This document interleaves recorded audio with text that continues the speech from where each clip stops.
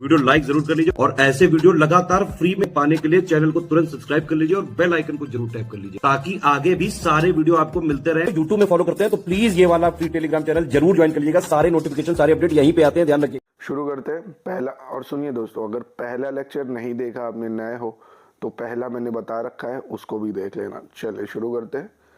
निम्नलिखित में से किस अनुदान को संसद में प्रस्तुत करने से पहले लोक लेखा समिति का अनुमोदन प्राप्त होना चाहिए? ठीक, चलो पहले तो एक चीज समझ लो, लोक लेखा समिति का मतलब है पब्लिक अकाउंट कमेटी। ठीक, इसमें 22 मेंबर होते हैं, पढ़ा होगा आपने।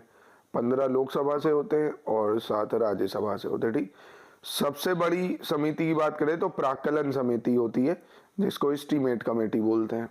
इसमें 30 मेंबर होते हैं और 30 लोकसभा से होते हैं। ठीक है, याद रखिएगा, बहुत बार आया, इसमें कोई भी राज्यसभा का सदस्य नहीं है। तो उससे अनुमोदन पास कराना पड़ता है आपके लिए जो अधिक अनुदान मांगते हैं, जिसको इंग्लिश में एक्सेस ग्रांट बोलते हैं। मतलब सरकार को जो पैसा अलॉट हुआ है, ठीक है, अब उससे ज्यादा खर्च करने के लिए चाहिए, मतलब पैसा बढ़ गया है, ग्रांट बढ़ गया है, तो उसके लिए पब्लिक जो अकाउंट कमेटी होती है, लोक लेखा समिति, उससे क्या कराना पड़ता है? अनुमोदन प्राप्त करना पड़ता है। चले, कोल्ड हो गया बहुत ज्यादा मुझे। निम्नलिखित मामलों में से किसमें भारत के सर्वोच्च न्यायालय ने प्रस्तावना को भारतीय संविधान का भाग नहीं बताया? बहुत इंपॉर्टेंट है दोस्तों ये। ठीक है, तो दोस्तों बेरूबारी यूनियन केस 1960 में सुप्रीम कोर्ट ने बोला था कि यार प्रियम्बल जो है वो पार्ट ही नहीं है संविधान का। अच्छा, मुझसे बता रहा है। तुरंत फिर केशवानंदा भारती केस 1973 में सुप्रीम कोर्ट ने अपना डिसीजन बदला, कहा प्रियम्बल पार्ट है कॉन्स्टिट्यूशन का।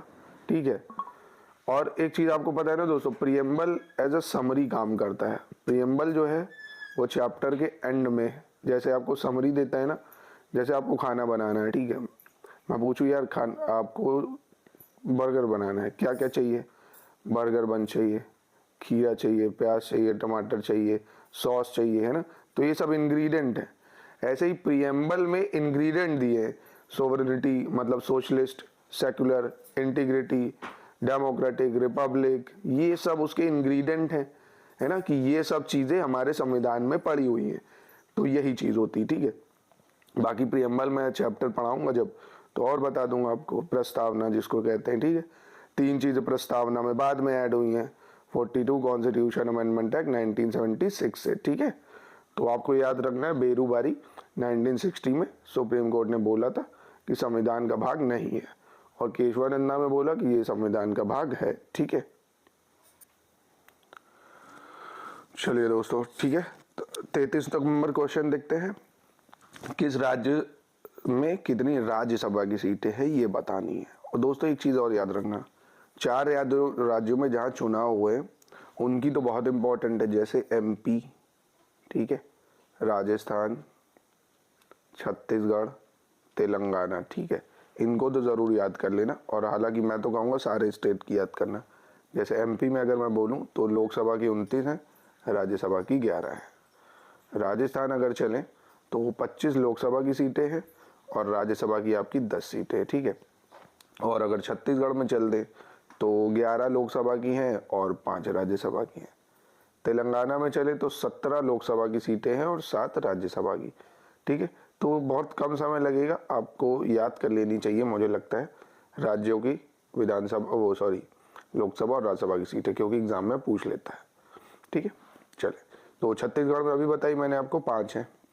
ठीक है, तो 2 हो गया, छत्तीसगढ़ में 5 है तो A का 4 हो जाएगा। ठीक है, चलिए अब अगर हम बात करते हैं झारखंड की, तो दोस्तों झारखंड में 6 सीटें हैं, झारखंड में 6 सीटें हो जाएंगी, यानी B का 3 हो जाएगा।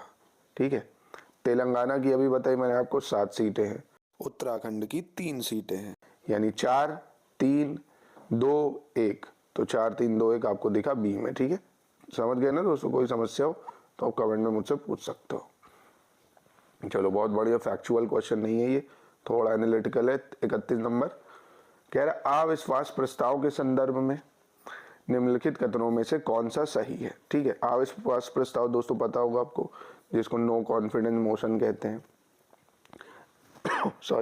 नो कॉन्फिडेंस मोशन समझ लो क्या है, ठीक। जैसे ये लोकसभा बैठी हुई है, ठीक, ये सत्ता पक्ष है, ये विपक्ष है। अब अगर विपक्ष ने नो कॉन्फिडेंस मोशन लाया कि भैया हम नो कॉन्फिडेंस मोशन लाए हैं, नो कॉन्फिडेंस मतलब अविश्वास प्रस्ताव, ये मतलब जितने भी यहाँ सांसद बैठे हैं उनको प्रधानमंत्री पे, मतलब जो उनका लीडर है उन पे विश्वास नहीं है, मतलब उन पे क्या नहीं है, ट्रस्ट नहीं है, सरकार गिर सकती है। तो जब ये नो कॉन्फिडेंस पास करते हैं, अपोजिशन वाले मोशन इनिशिएट करते हैं, अगर ये पास हो गया तो सरकार गिर जाती है, ठीक है। और हालांकि ये जब पूर्ण बहुमत की सरकार होती है तो गिरने के चांसेस कम ही रहते हैं, ठीक है। तो ध्यान रखिएगा, नो कॉन्फिडेंस में सरकार गिरती है। इन शॉर्ट दोस्तों, कहने का ये मतलब है कि अविश्वास प्रस्ताव के लिए उन आधारों को स्पष्ट करने की आवश्यकता नहीं है जिन पर वह आधारित है, ठीक है। मतलब सिर्फ नो कॉन्फिडेंस मोशन आप इनिशिएट कर दो, ठीक है, आपको उसका आधार स्पष्ट करने की जरूरत नहीं कि आप नो कॉन्फिडेंस क्यों ला रहे हो, नहीं। उसका मतलब ही होता है कि भैया अविश्वास प्रस्ताव लाया गया है, मतलब कि जो सरकार है पावर में उसको अपने लीडर, जितने एमपी हैं उनको अपने लीडर पे कॉन्फिडेंस नहीं है, ठीक है। अगर वो पास हो गया तो सरकार गिर जाती, ठीक। चलिए, तो यानी पहला सही है। और राज्यसभा को उस अविश्वास प्रस्ताव पर विचार करने का अधिकार नहीं है, ये भी बिल्कुल सही है, क्योंकि ये सिर्फ और सिर्फ लोकसभा ही में पास होता है, ठीक। क्योंकि आपको पता है लोकसभा के जो लोग होते हैं उनको डायरेक्ट जनता चुनती है ना। राज्यसभा के लोगों को जनता थोड़ी चुनती है, उनको तो विधायक लोग चुनते हैं। आप थोड़ी राज्यसभा के एमपी को वोट देते हो।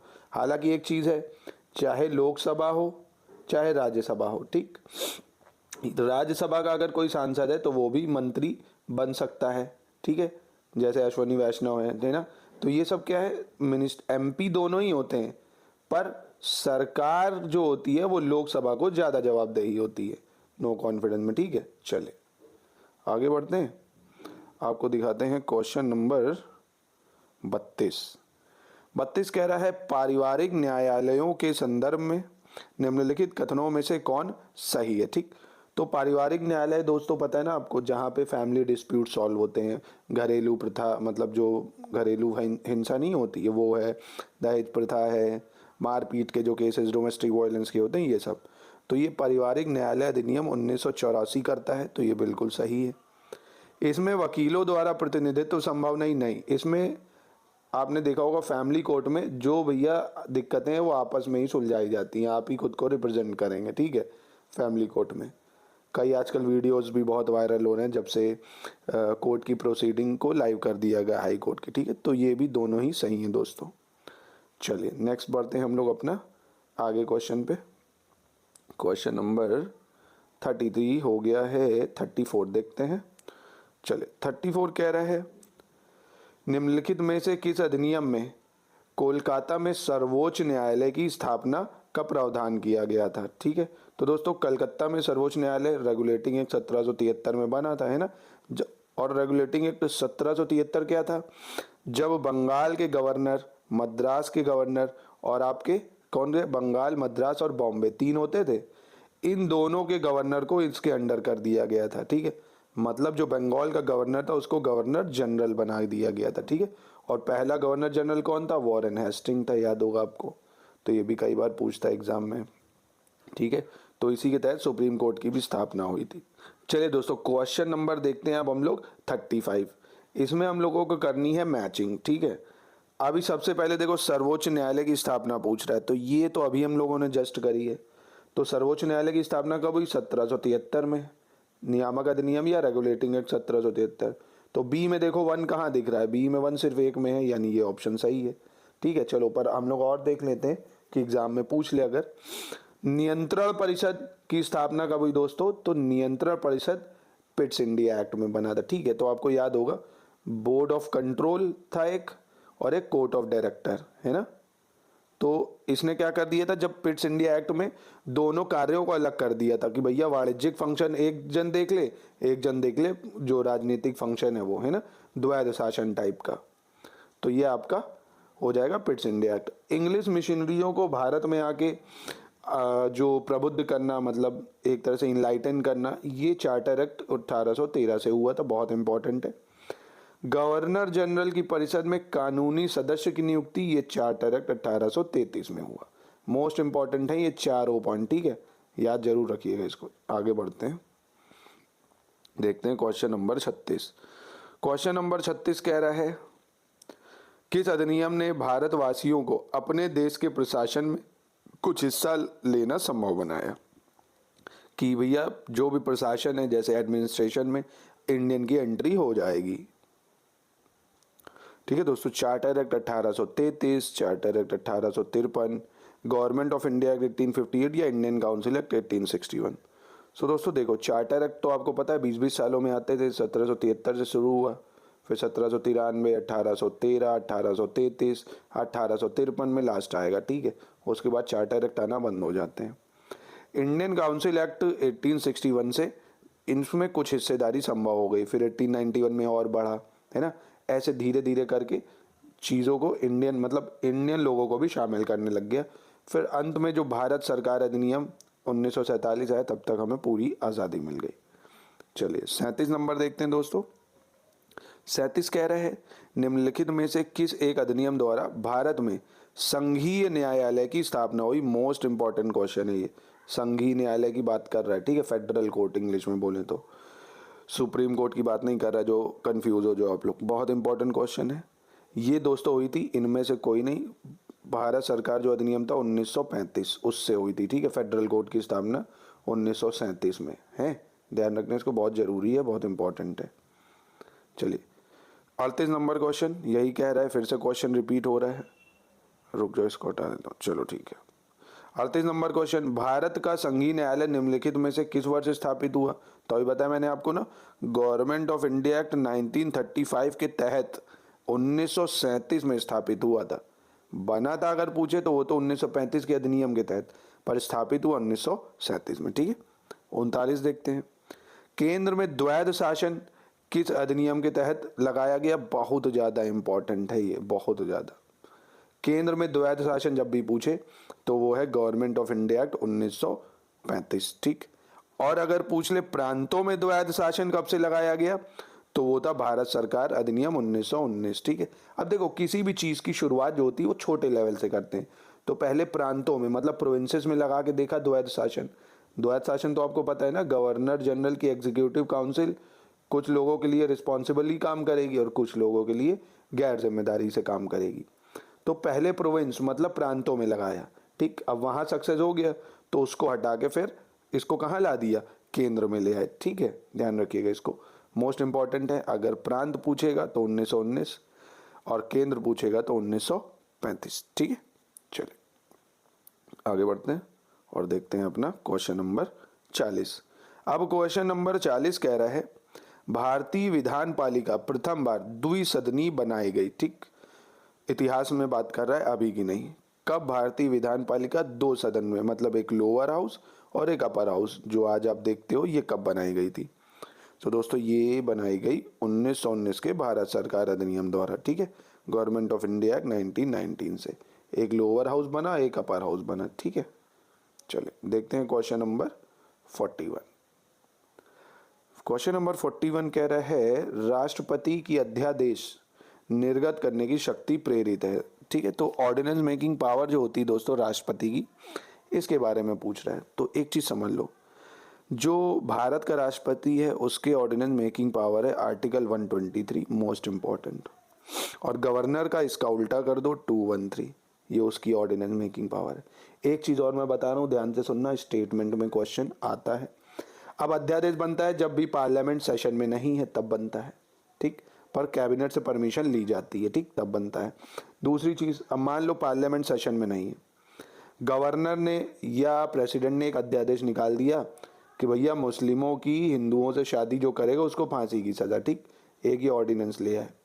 अब ये ऑर्डिनेंस जब तक पार्लियामेंट सेशन में नहीं है तब तक तो चलेगा, पर जैसे ही पार्लियामेंट सेशन में आई उसके 6 हफ्ते के अंदर, ठीक, अगर पार्लियामेंट ने इसको मंजूरी दे दी तो ये पास हो जाएगा, नहीं तो 6 हफ्ते तक अगर कोई इस पे बात ही नहीं करी तो ये खत्म अपने आप, ठीक, ध्यान रखिएगा। 6 हफ्ते होती है ऑर्डिनेंस की मैक्सिमम लाइफ। एग्जाम में यूपीएससी में स्पेशली बहुत स्टेटमेंट से खेलता है, ठीक है। तो फिलहाल इसका आंसर अगर 41 का मैं बताऊं आपको तो भारत सरकार अधिनियम 35 हो जाएगा। ठीक है, ये तो मैंने आपको ओवरव्यू दिया। अब पूछे राष्ट्रपति की जो अध्यादेश निर्गत करने की शक्ति है, ये हमने भारत सरकार अधिनियम 1935 से ली है। ठीक है, कई चीजें आप देखोगे संविधान में हमारी, एक कहते हैं ना, it is a carbon copy of government of India act 1935। कई चीजें वहां से ली गई है, हमने अंग्रेजों से काफी चीजें ली हैं, तो उसमें कोई दिक्कत भी नहीं है। क्या ही समस्या है भाई, प्रशासन जितना अच्छा हो जाए उतना अच्छा है, चाहे जिससे अच्छी चीजें मिले। चलो 42 देखते हैं दोस्तों। 42 कह रहा है एक संघीय व्यवस्था और केंद्र में, ठीक है, संघीय व्यवस्था और केंद्र में द्वैत शासन भारत में लागू किया गया। तो अभी बताया ना, देखो दोस्तों, केंद्र में द्वैत शासन कब से लगा? 1935। प्रांतों में कब से लगा? 1919। ठीक है, चलो 43 देखते हैं। अखिल भारतीय महासंघ स्थापित करने का प्रावधान शामिल किया गया था। ठीक है, अखिल भारतीय महासंघ मतलब ऑल इंडिया फेडरेशन, ये भी आया गवर्नमेंट ऑफ इंडिया एक्ट 1935 से। ठीक है, चलो आगे बढ़ते हैं। आई होप आपको समझ में आ रहा होगा। अगर पढ़ा ही होगा पॉलिटी भाई, अगर ये देख रहे हो तो मैं एक्सपेक्ट करके चल रहा हूँ कि आपने पॉलिटी 2 से 3 बार 4 बार पढ़ी है, क्योंकि नए लोगों के लिए ये डायरेक्ट रटना इट्स नेक्स्ट टू इम्पॉसिबल है ना। आप 10 क्वेश्चन रट सकते हो, 5 रट सकते हो, आप हजारों क्वेश्चन रट के एग्जाम नहीं निकाल सकते। कोई समीक्षा अधिकारी की तैयारी कर रहा है तो इसका मतलब पीछे से उसका जीएस का बैकअप अच्छा है। ठीक है, नहीं है बैकअप तो उसकी भी जुगाड़ किया जाएगा। ये एग्जाम के बाद से एक अलग से हर इनिशिएटिव एकदम नया आएगा, हर चीज बेसिक से, पॉलिटी, हिस्ट्री, ज्योग्राफी, सब कुछ बेसिक से कराया जाएगा। अभी तो एग्जाम है तो रेस पकड़ के मेन चीजें कराई जा रही है, उसके बाद मैं पॉलिटी, हिस्ट्री, ज्योग्राफी एकदम जीरो से शुरू करूंगा। नया बच्चा हो चाहे पुराना, ठीक है, वो पीसीएस के लिए स्पेशली होगा। चलो फिलहाल 44 नंबर क्वेश्चन देखते हैं। 1935 के अधिनियम द्वारा स्थापित संघ में अवशेष शक्तियां किसको दी गई हैं, ये बताना है। ठीक है, अभी बताया दोस्तों 1935 में जो रेसिडुअरी पावर है, देखो जो आज आप पढ़ते हो ना कि भैया केंद्र की लिस्ट है, मतलब सेंट्रल लिस्ट है, स्टेट लिस्ट है, कंकरेंट लिस्ट जिसको समवर्ती सूची बोलते हैं। भाई कुछ शब्दों जो सब्जेक्ट होते हैं उसमें केंद्र लॉ बनाता है, कुछ में स्टेट बनाता है और कुछ में दोनों बनाते हैं। ठीक है, तो ऐसे ही पूछ रहा है कि जो अवशेष शक्तियां थी 1935 के अधिनियम में वो किसके पास थी? तो वो दोस्तों गवर्नर जनरल था उस टाइम, उसको थी। ठीक है, ध्यान रखिएगा।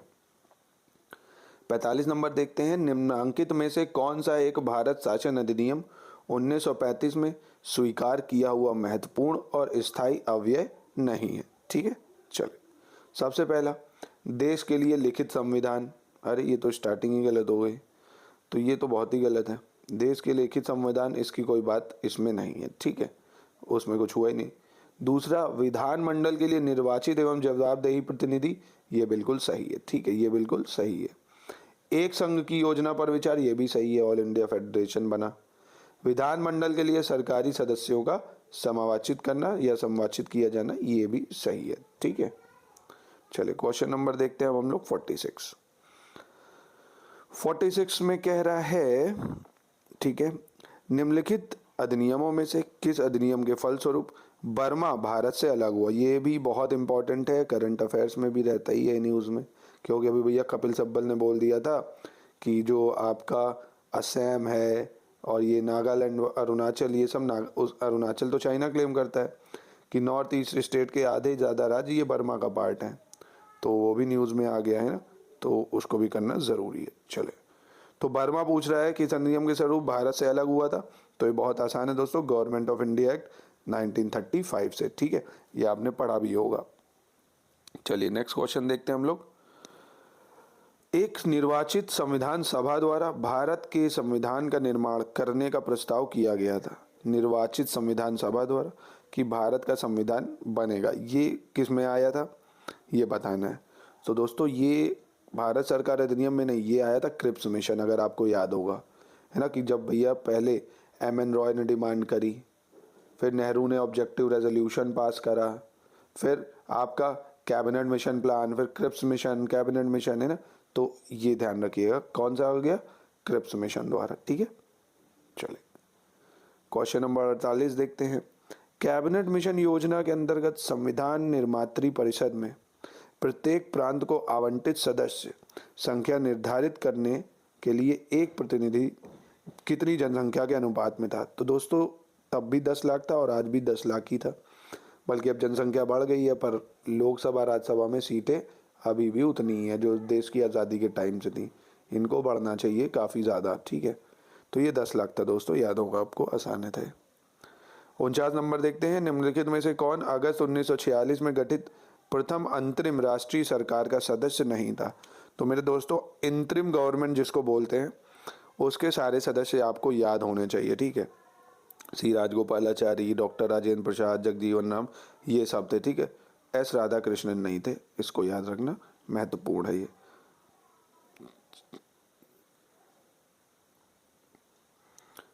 चलिए दोस्तों, 50 नंबर देखते हैं, संविधान सभा में सदस्यों का चुनाव कैसे हुआ था ये बताना है। तो दोस्तों ये भी बहुत आसान है।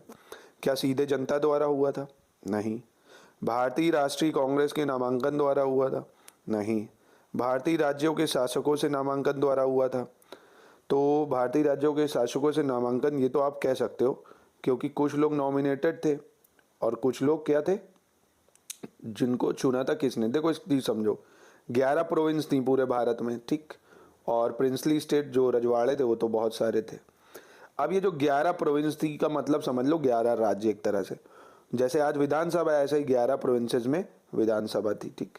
अब इन सब विधानसभाओं में कुछ सदस्य थे, तो इनके सदस्यों ने वोट डाला था संविधान सभा के सदस्यों को चुनने का, और इन सदस्यों को चुना था हम लोगों ने, मतलब डायरेक्ट जनता ने।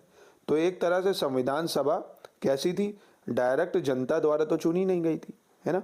और कुछ जो रजवाड़े थे वो नामांकित करते थे अपनी तरफ से राजा लोग कि भैया इसको ले लो। तो ऐसे तो देखा जाए भारतीय राज्यों के शासक है तो ये गलत है। अगर यहाँ पूछ लेता भारतीय जो प्रोविंसेस, जो प्रिंसली स्टेट होते थे ना, उनकी बात सही हो जाती, उनको प्रिंसली स्टेट में अगर बात करते रजवाड़े लोग। प्रांतीय सभाओं द्वारा, तो दोस्तों ये बिल्कुल सही है, जो प्रांतीय सभा थी ना प्रोविंसेस, उससे हुआ था, ठीक है। तो 50 का डी बिल्कुल सही हो जाएगा। चलिए क्वेश्चन नंबर देखते हैं अब हम लोग, कौन सा आएगा वो, 51, ठीक है। संविधान सभा की प्रथम बैठक में की अध्यक्षता किसने की थी, ये भी आपको पता होगा। संविधान सभा की पहली बैठक, ये सब वो दोस्तों बहुत इंपॉर्टेंट वन लाइनर क्वेश्चन है, आपको ये बहुत एग्जाम में हेल्प करेंगे, तो इसको पता होना चाहिए आपको। चलिए दोस्तों क्वेश्चन नंबर 51 देखते हैं, बहुत इंपॉर्टेंट क्वेश्चन है ये भी। कह रहे हैं संविधान सभा की प्रथम बैठक की अध्यक्षता किसने की थी, ठीक है। तो देखो डॉक्टर सच्चिदानंद सिन्हा, ये भैया टेम्परेरी अध्यक्ष बने थे, राजेंद्र प्रसाद बन गए थे परमानेंट, है ना। तो अगर ऐसा पूछेगा पहली बैठक तो आप सच्चिदानंद सिन्हा बताओगे, ठीक है। चलिए नेक्स्ट देखते हैं। चलिए 52 नंबर देखते हैं दोस्तों, 52 कह रहे हैं भारतीय संविधान सभा में सभा के उद्घाटन अधिवेशन की अध्यक्षता किसने की थी, ठीक है। उद्घाटन का समझे कब हुआ, पहला तो यही हुआ, तो सच्चिदानंद सिन्हा जो मतलब बूढ़े कह रहा हूँ, जो सबसे बुजुर्ग थे, उनको क्या बनाया गया, टेम्परेरी अध्यक्ष बनाया गया, तो ऑब्वियसली उद्घाटन वही करेंगे। बाद में परमानेंट अध्यक्ष बने डॉक्टर राजेंद्र प्रसाद, ठीक। चले 53 नंबर, भारतीय संविधान सभा की स्थापना कब हुई थी, ये दोस्तों आप सबको पता होगा, बहुत ही महत्वपूर्ण क्वेश्चन है ये, कि पहली मीटिंग हुई थी 9 दिसंबर 1946 को, 9 दिसंबर 1946, ठीक है, ध्यान रखिए इसको। दोस्तों एक चीज़ मैं सोच रहा हूँ आपको बता देता हूँ, थोड़ा इंपॉर्टेंट है। जैसे 1935 में सबसे पहले संविधान सभा की डिमांड करी एम.एन. रॉय ने कि यार आप पूर्ण स्वराज तो कह रहे हो, पर हमारे पास अपना संविधान कैसे होगा, हम किससे सरकार चलाएंगे, क्या अंग्रेज़ों के कानून से, हमारे पास खुद का संविधान तो होना चाहिए हर देश के। बाद नेहरू ने बोला हाँ ये बात सही कह रहे हो, तो उन्होंने कहा ठीक है, नेहरू ने भी ऑब्जेक्टिवली डिमांड कर दिया कि हाँ हमें भी भैया संविधान चाहिए, मतलब संविधान सभा चाहिए, ठीक है। तो भैया इस डिमांड को उन्होंने बोला, 1 अगस्त ऑफर सुना होगा आपने, 1940 में आया कि ठीक है मेरे भाई, डिमांड एक्सेप्ट, वर्ल्ड वॉर ख़त्म होने दो, तुम्हें संविधान सभा बना दी जाएगी। वर्ल्ड वॉर ख़त्म हुई दूसरी, तो 1942 में आया क्रिप्स मिशन। कौन सा? Cripps mission, sir Stafford Cripps के अंडर में। अब क्रिप्स मिशन आया ही था कि जिन्ना भी आ गए कि भैया हमें अलग चाहिए, हमें एक संविधान सभा नहीं चाहिए, हमें 2 संविधान सभा चाहिए, पाकिस्तान की अलग चाहिए, इसकी अलग। क्रिप्स ने कहा ये तो ना हो पाएगा भाई, काटिंग नहीं हो पाएगा तो निकलो यहाँ से, तो क्रिप्स मिशन चला गया। फिर 1946 में आता है cabinet mission plan. Cabinet mission plan क्या कहता है कि भैया ठीक है संविधान सभा में इतने मेंबर होंगे, ये एक्सेप्ट करता है डिमांड संविधान सभा की कि चलो ठीक है आज तो आप अपनी संविधान सभा का गठन करो। अब कैबिनेट मिशन में पूछता कितने लोग थे, ये इंपॉर्टेंट है। स्टैफर्ड क्रिप्स, ठीक है sir, Stafford Cripps, Pethick Lawrence, AV Alexander, ठीक है, याद रखिएगा बहुत बार आता है। तो एक ओवरव्यू दे रहा हूँ मैं ऐसे ही आपको शायद याद आ गया होगा ये सब कि ऐसे क्रोनोलॉजी में याद रखो, एग्जाम में ऐसे भी आता है। हट जा भाई। चलिए आगे बढ़ते हैं, कोई समस्या दुख हो तो मुझे बता सकते हो आप। चलिए 49 नंबर क्वेश्चन देखते हैं। निम्नलिखित में से कौन अगस्त 1946 में गठित प्रथम अंतरिम सरकार का सदस्य नहीं था? तो ये तो अभी देख लिया यार हमने, राधाकृष्णन नहीं थे। संविधान सभा ये देख तो लिया यार, वापस इधर आ गए। चलो चलो चलो कोई बात नहीं, 55 भी हो गया, हम लोगों ने 55 भी कर दिया। 9 दिसंबर 1946, ठीक है। मतलब कहने का अब चलते हैं 46 नंबर पे। भारतीय संविधान सभा की पहली बैठक कब हुई? तो ये भी अभी हम लोगों ने करा। कब हुई भैया? अब बताओ, स्टक करा होगा दिमाग में यार, अभी तो करा जस्ट। जी हाँ बिल्कुल दोस्तों, सही कह रहे हो आप, 9 दिसंबर 1946, ठीक। चलिए 57 नंबर देखते हैं। भारत को एक संविधान देने का प्रस्ताव संविधान सभा द्वारा कब पारित किया गया था कि भारत को भी एक संविधान दिया जाएगा? कि ये संविधान सभा ने पारित किया। ये करा दोस्तों 22 जनवरी 1947 को, ठीक है। इसी दिन हमने अपने झंडे को भी अडॉप्ट करा था, ठीक है, तो ये भी ध्यान रखना इंपॉर्टेंट है, 22 जनवरी 1947, ठीक है। चलिए आगे बढ़े। आगे बढ़ते हुए अपना देखते हैं हम लोग 58 क्वेश्चन। संविधान सभा में उद्देश्य प्रस्ताव, जिसको इंग्लिश में ऑब्जेक्टिव रेजोल्यूशन भी कहा जाता है, ये किसने पारित किया था? तो दोस्तों ऑब्जेक्टिव रेजोल्यूशन पंडित नेहरू लाए थे कि हमारे देश का संविधान कैसा हो, ऐसा हो, sovereign, socialist, secular, democratic, Republic, है ना, ये सब होना चाहिए। संप्रभु, अपने डिसीजन खुद ले सके और जिसको भी भारत में विलय होना वो विलय कर सकता है, पर इंडिया एक यूनियन रहेगा, कोई उससे अलग नहीं हो सकता है ना। तो ये सब जो आज आप संविधान देख रहे हो ना, ये नेहरू जी का विजन था एक तरह से। ऑब्जेक्टिव रेजोल्यूशन क्या था? विजन ऑफ नेहरू कि क्या चीजें होनी चाहिए, ठीक। चले क्वेश्चन नंबर 59 देखते हैं। भारतीय संविधान के निर्माण से संबंधित निम्नलिखित कथनों में से कौन सही है, ये बताना है, ठीक है। चलिए, पंडित नेहरू के उद्देश्य प्रस्ताव का जो संविधान सभा द्वारा स्वीकार किया गया था, संविधान के निर्माण पर असर था, पहली चीज। दूसरी, उद्देशिका बहुत महत्वपूर्ण उद्देश्य की पूर्ति करती है। तीसरी चीज, संविधान को भारत के लोगों ने आदेशित किया है। चौथी चीज, राज्य के मुखिया को लोग प्रत्यक्ष रूप से निर्वाचित करते हैं। तो भैया इसमें चौथा गलत है, ठीक, क्योंकि राज्य का मुखिया मतलब स्टेट की बात करें तो वो प्रेसिडेंट होता है और प्रेसिडेंट इनडायरेक्टली इलेक्टेड है, ठीक है। हमारे के यहाँ राजा वाला सिस्टम तो है नहीं है हमारा। देखो रिपब्लिक का मतलब क्या हुआ? चुना हुआ हेड, और हमारे यहाँ हेड जो है वो पीएम नहीं होता है, हेड ऑफ गवर्नमेंट पीएम होता है, हेड ऑफ स्टेट प्रेसिडेंट होता है, ठीक है। और प्रेसिडेंट तो अप्रत्यक्ष चुना जाता है, मतलब आप लोग सांसद चुनते हो, सांसद जाके राष्ट्रपति को चुनते हैं, ठीक है। तो बाकी तीनों सही ऑप्शन है बिल्कुल, 1 2 3 बिल्कुल सही, ठीक है। सॉरी, कोई समस्या हो तो पूछ सकते हो। चलिए दोस्तों क्वेश्चन नंबर 60 देखते हैं। 60 में कह रहा है भारतीय संविधान को बनाने हेतु भारतीय सभा के कुल कितने अधिवेशन हुए थे, ठीक है। 7, 9, 12 या 15, कितने टोटल अधिवेशन हुए? तो दोस्तों 12 हुए, 2 साल 11 महीने 18 दिन, 12 अधिवेशन में ये काम हो गया था, ठीक है। चलिए 61, भारत की संविधान सभा की अंतिम बैठक की सही तिथि को बताइए। बहुत आसान है दोस्तों, इंपॉर्टेंट हद से ज़्यादा। तो ये है आपका 24 जनवरी 1950, ठीक है। अंतिम बैठक यही थी और 26 जनवरी 1950 से हमारा संविधान लागू हो गया था। अडॉप्ट हालांकि हमने 26 नवंबर 1949 को ही कर लिया था, ठीक है। क्यों 26 जनवरी को करा था, ये कारण आपको पता होगा, जरा कमेंट में मुझे बताओ यार, भारतीय हो ये तो पता ही होना चाहिए।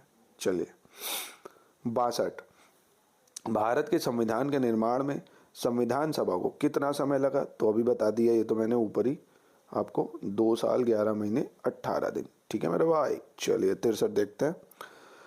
भारतीय संविधान के निर्माण के समय संवैधानिक सलाहकार कौन थे, ठीक है। कॉन्स्टिट्यूशनल एडवाइजर, बहुत बार मतलब लाखों बार ही कह सकता हूँ मैं इसको, सर BN राव, बहुत बार पूछा गया, ठीक है, याद जरूर रखिएगा इसको। चलो 64 नंबर कह रहे हैं भारत का संविधान पूर्ण रूप से तैयार हुआ था, तो ये अभी बता दिया मैंने, 26 नवंबर 1949। पर गांधी जैसे ही सब लागू करने की बात है, नेहरू जी ने बोला रुको, याद करो 26 जनवरी 1930 को क्या हुआ था। सब बोले क्या हुआ था, क्या हुआ था। वे भूल गए, कोई बात नहीं, हम याद दिलाते हैं, और हमें आप याद दिलाओ अगर आपको याद हो, बहुत बड़ा दिन था। चलो 65 पे चलते हैं। किस अधिनियम के द्वारा ब्रिटिश संसद ने चाय और चीनी के साथ व्यापार को छोड़कर पूर्वी इंडियन कंपनी के भारत के साथ, मतलब ईस्ट इंडिया कंपनी के भारत के साथ व्यापारिक एकाधिकार को समाप्त कर दिया था, कि भैया चाय और चीनी ये आप बेचोगे, अब बाकी जितना आपका व्यापार एकाधिकार है वो नहीं चलेगा। मतलब अब और भी जो कंपनियां हैं यूरोप में वो भी आएंगी, ठीक है। ये कौन से अधिनियम से हुआ था दोस्तों, पता होगा आपको, बहुत इंपॉर्टेंट है, चार्टर एक्ट 1813, ठीक है। हालांकि चार्टर एक्ट 1833 से वो भी हटा देंगे। चलो 66 देखते हैं। भारतीय संविधान कब लागू हुआ, जिसको commencement day of the constitution भी बोलते हैं, है ना। तो कमेंसमेंट का भी मतलब ध्यान रखिएगा, 26 जनवरी 1950, ठीक है। महत्वपूर्ण है ये तो आप सभी को पता होगा। हर भारतीय को ये बेसिक चीज़ें तो पता होना चाहिए। अब पॉलिटिकली डिबेट करते हो और आपको भारत का इतिहास नहीं पता है तो फिर दिक्कत है ना। तैयारी एक अलग चीज़ है, पर बेसिक नॉलेज होनी चाहिए। चलिए 66 हो गया। 67 देखते हैं दोस्तों। भारतीय संविधान को 26 नवंबर 1949 को किसके द्वारा अधिनियमित किया गया था। तो दोस्तों किसके द्वारा करा जाएगा, संविधान सभा द्वारा, ठीक है। भारतीय संसद बनी नहीं है, ठीक है। चलिए देखते हैं 68 नंबर दोस्तों। भारत का संविधान अंगीकृत एवं अधिनियमित हुआ। अब ये बार बार रिपीट होंगे क्वेश्चन, तो ये आप आराम से कर सकते हो ये सब। 26 नवंबर 1949, ठीक है। 69 नंबर देखते हैं दोस्तों। कह रहे हैं नीचे दिए हुए, ठीक है, भारत का संविधान देश की आवश्यकता की पूर्ति करता है। बिल्कुल करता है भाई, हर एक चीज़ है, समानता, एकाधिकार, लिबर्टी, फ्रीडम, सब कुछ है। इसको एक ग्रहित संविधान कहा जाता है।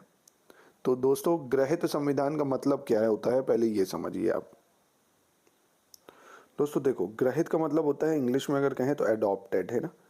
तो एडॉप्टेड इस सेंस में कहते हैं कि भैया कई देशों से लिया गया है, गवर्नमेंट ऑफ इंडिया एक्ट 1935 से भी लिया, ठीक है, वो बात सही है। पर एडॉप्टेड है इसलिए वो आवश्यकता पूरी करता है, ये चीज़ को स्पष्ट नहीं करता है। तो ये इसका दोस्तों बी बिल्कुल सही हो जाएगा, ठीक है। क्योंकि एडॉप्टेड होने के कारण थोड़ी वो हर आवश्यकता को पूरी कर रहा है उसमें, क्योंकि कई चीज़ें भैया और भी हैं, है ना। 60+ देशों से चीज़ों को लिया गया है उसको, ठीक है। चलिए, निम्नलिखित में से किसने सुझाव दिया था कि भारत की स्वतंत्रता के बाद भारतीय राष्ट्रीय कांग्रेस को एक दल के रूप में भंग कर देना चाहिए। तो ये भी दोस्तों आपको पता होगा, बहुत महान आदमी ने कहा था। आपकी जेब में उसकी फ़ोटो हमेशा ही रहती है, ठीक है। महात्मा गांधी, नाम ही काफ़ी है, ब्रांड है अपन, सिर्फ गांधी नहीं है, KGF समझो। चले 71। अपनी राष्ट्रवादी प्रतिक्रिया में भारतीय संविधान के निर्माताओं ने अल्पसंख्यकों के हितों तथा भावनाओं को महत्व को कम करने का आका, यह कथन किसने कहा, ठीक है। ये आइवॉर जेनिंग ने कहा है कि जो संविधान सभा है ये हिंदू डोमिनेटेड बॉडी है, ठीक है। अब वही थे भड़काने वाला काम है लोगों को, भारत में फूट डालने की इनकी आदत रही है गोरों की। चलिए खैर आगे बढ़ते हैं। यार हमें लगता है ब्रिटिश से सही रशिया लोग राज करते ज़्यादा बढ़िया रहता है, रशियन आते एक से एक, मज़ा आ जाती सबको। चलो खैर, संविधान सभा की प्रांतीय संविधान समिति का अध्यक्ष कौन था ये बताना है, ठीक है। तो दोस्तों संविधान सभा की प्रांतीय संविधान समिति का अध्यक्ष सरदार पटेल थे, ठीक है, याद रखिएगा इसको, बहुत महत्वपूर्ण है ये। चलिए, भारतीय संविधान सभा की प्रारूप समिति के अध्यक्ष, तो ये तो दोस्तों आप दिन भर न्यूज़ में भी देखते रहते होगे, सुनते भी रहते होगे, बाबा साहब ने संविधान बनाया, बाबा साहब ने संविधान बनाया, यानी प्रारूप समिति के अध्यक्ष BR अम्बेडकर हो गए, ठीक है।